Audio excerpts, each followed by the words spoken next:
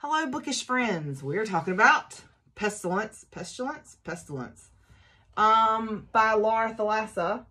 I love Laura Thalassa. She is a sweetheart. I met her at a Polycon. That was my first time meeting her.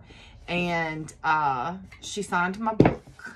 All my books is, and she hugged everybody and took pictures with everybody. Like, she's just the sweetest thing.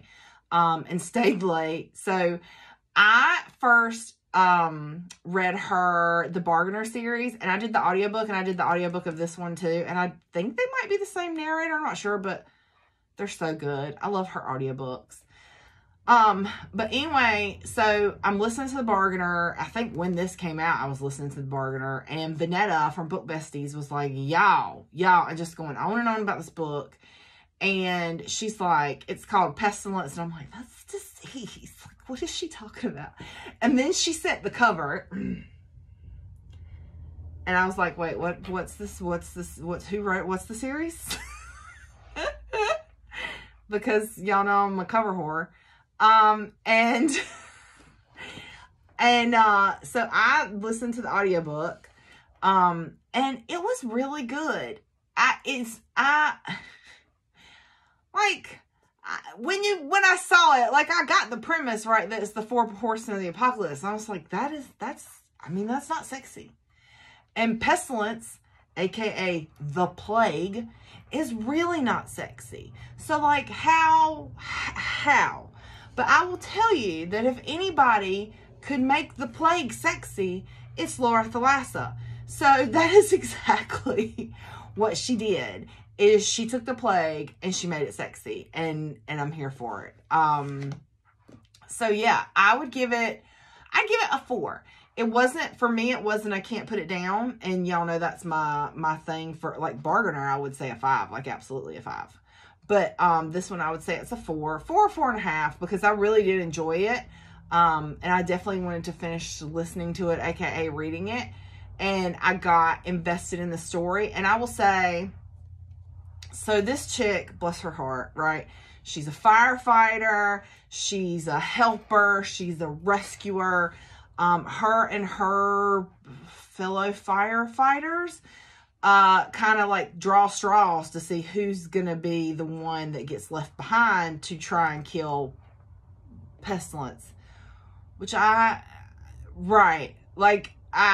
was listening to it, I was like, so you're gonna shoot a horseman of the apocalypse. Okay, that's gonna go well. And it goes about as well as you would think that it's gonna go, which is not well at all, actually.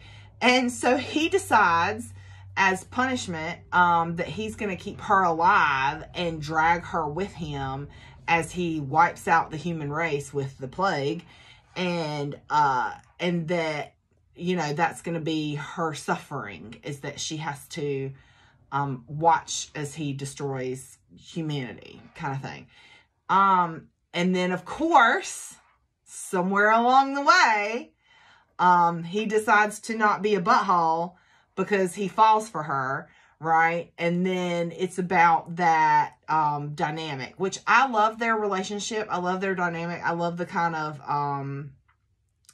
like her introducing him to new stuff, and her and their kind of their insults back and forth, and how they pick at each other, and but also like that intimacy that they have, that they confide in one another. And so I really like this book. I thought it was really good. Like I said, probably a 4 out of 5.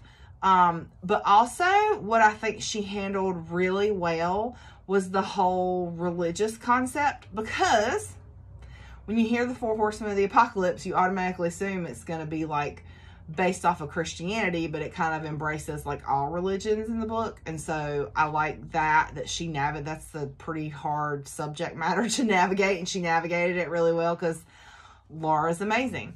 So yeah, I really liked it. I think it's definitely worth a read, especially if you like paranormal romance, and I do. I'm in the monster effer category. Yeah. So 4 out of 5 stars, and this is book 1. And I love, this is like, you know, whatever, but book people get it.